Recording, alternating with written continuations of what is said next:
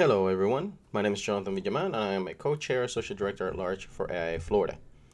Welcome to another installment of AIA's Florida Facts, where I cover and attempt to summarize AIA's Florida and AIA in general topics of the week, and sometimes some random article that I may find interesting. So, this week I'll actually run through the topics or sort of the email within the AIA, and then after that will be jumping into some of the topics. So be on the lookout down there for the timestamps so that if you have a particular topic you want to get to, just go right ahead, click on that timestamp. However, this week's topics will include a meeting on the topic of building safety, AIA's Florida part of the Phone to Action launch, AIA Advocacy Committee, Citizen Architect Nomination Announcement, Fall Hot Topics, Design Billings and Trends, College Conference Announcement, AIA Upjohn Grants Announcement, and finally, Florida may be too hot to work outside, an article on that. Without further ado, we'll jump into some of the disclaimers, as we usually do, and then we'll get into the topics. But before we get into all that, a quick disclaimer. Some of the information I am presenting is from a personal point of view, and it may not completely line up with AIA Florida stance or any other entity that may appear within the video. I will make the effort to make it clear when I'm expressing personal opinions, and any business that I mention within the video does not mean an endorsement, full endorsement, nor am I getting paid to promote them. I'm just sharing the information as I see it coming. And so here we go. We're going to read through the AIA Florida's Friday Facts email. This is just going to be a quick, just sort of read through the entire email. Once again, if you want to get a little bit deeper into some of the separate topics, the timestamps are going to be down below for that particular topic's deep dive. At the moment, only the email itself is what I'll be reading. So, BOAF and other groups meet on building safety.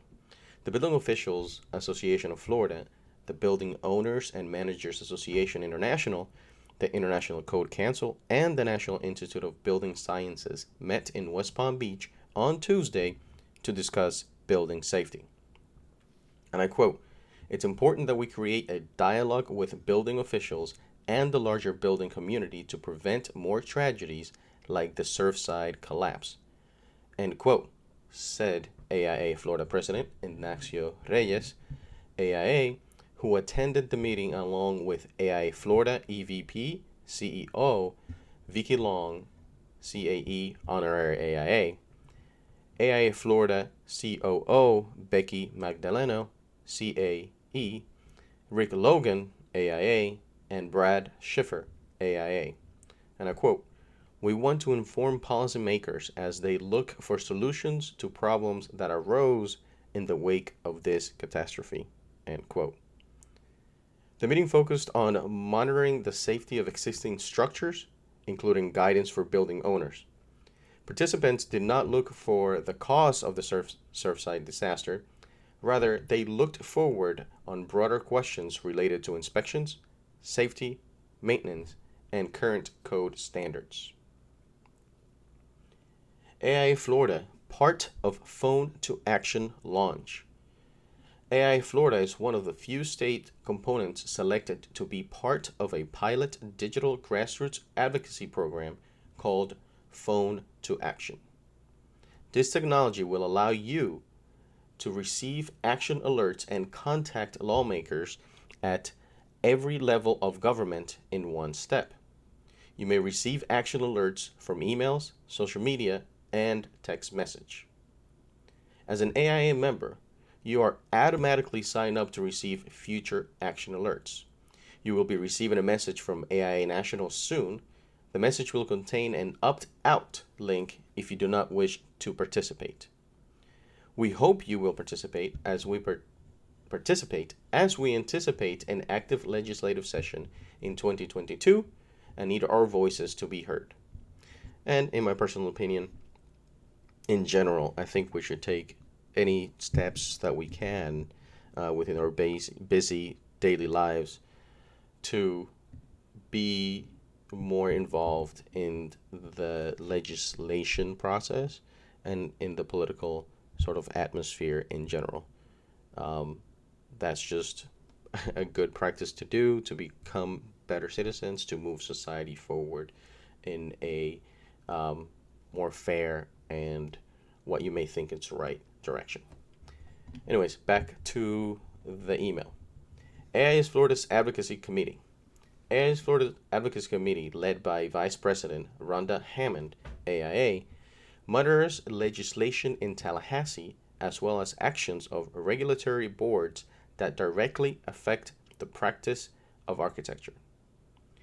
In its most recent meeting, the committee discussed legislative priorities for the 2022 session, proposed a mandatory construction administration language from the Board of Architecture and Interior Design, and potential building recertification standards. The committee is also looking ahead to AIA's Florida Legislative Day on January 25th, 2022, the cornerstone of its work on the year. Committee meetings being next month to prepare for a session that is expected to see legislation impacting both the practice of architecture and the Florida's built environment. The Citizen Architect nominations open now, and by now, we mean Friday the 20th. AIA Florida is seeking to identify and recognize members who in their daily lives play an important part in shaping the world through leadership in their communities.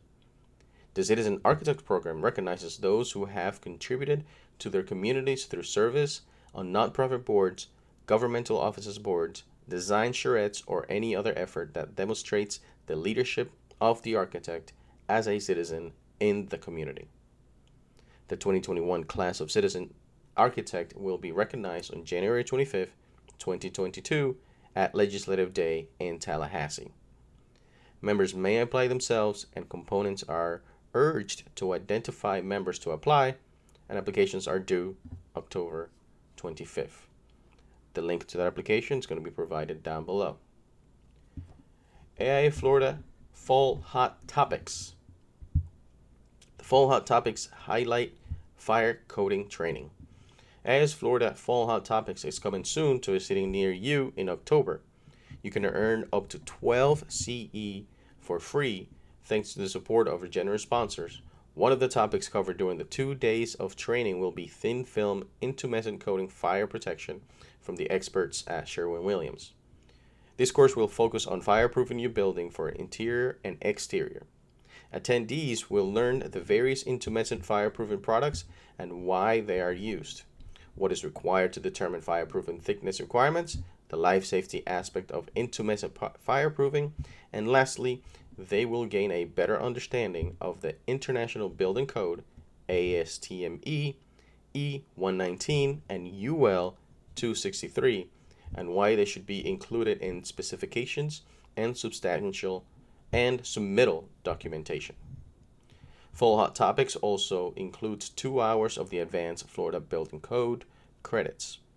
The schedule of cities, it's as you see below, and if you're only listening, that is October 5th and 6th in Palm Beach, October 6th and 7th in Orlando, October 7th and 8th in Tampa, October 12th and 13th in Pensacola, October 13th and 14th in Tallahassee, and October 14th and 15th in Jacksonville. There's a $30 fee to cover refreshments, including breakfast and breaks and lunch. Once again, if you looked at the email or you see one of the cities near you, please make sure you follow up to sign up on there. And once again, registration link is going to be provided. Design buildings continue positive trends. The Architectural Building Index recorded its 6th consecutive positive month, AIA National says. While the July score was down slightly to 54.6 from June's 57.1, it still indicates very strong business conditions overall, as any score above 50 indicates an increase in billings from the prior month. In prior business cycles, architecture firms generally saw their project work soften quickly and then recover slowly, said AIA Chief Economist Kermit Baker honorary AIA, PhD. And I quote, "So the strength of this recovery is unprecedented. Firm leaders who have leaned into this economic upturn by reinvesting in their firms, by hiring staff and upgrading their technology, will likely have a better year than those that anticipated a slower recovery." The regional average for the South was also 54.6, and the sectors broken down as the commercial and industrial 58.4, institutional 55.4, multifamily residential 54.7, and mixed practice 54.4. Regional and sector categories are calculated as a 3-month moving average. This is one of the topics that I'll put separately, as there's a read more, and if you want to find out more about the exciting billings for architecture services, then I'll be reading through that particular article. On the next topic is that early bird ends today for the college conference. The Society of College and University Planners will hold the 2021 Southern Regional Conference from October 3rd through the 5th in Knoxville, Tennessee. Learn how leaders across the region use integrated planning models to make the continual process of planning more aligned, sustainable, and connected. Links will be provided as usual. AIA Upjohn Grants submissions open. The Upjohn program funds up to 6 research grants of $15,000 to $30,000 per recipient annually for projects completed in a 6 to 18-month period. Research should be relevant and applicable to practicing architects. Upjohn Research Grant funding will be allocated to projects related to priorities outlined in AIA's Climate Action Plan. You may submit your proposal by September 1st. This is another topic where I'll dedicate a particular section within this video where I'll dig a little bit deeper into it. Then the study, Future Florida, Too Hot to Work Outside. A study by the Union of Concerned Scientists says that if nothing is done to reduce emissions by the end of the century, Florida may lose more than $8 billion in lost work because it's too hot. And I quote, "We used the projections of extreme heat from our previous study in 2019, together with census data to try to understand the amount of workdays that could be at risk as a result of extreme heat and the earnings that could be at risk for those outdoor workers as well." End quote. Climate scientist Rachel Licker, author of the study, told WUSF. The study found that Florida was the second most at-risk state in the country, Licker says, that within the next few decades, Florida could see 33 workdays at risk per year versus 5 workdays per year historically. Florida has, Licker says, about 2 million outdoor workers. That means there's a lot of heat and a lot of people that could be exposed.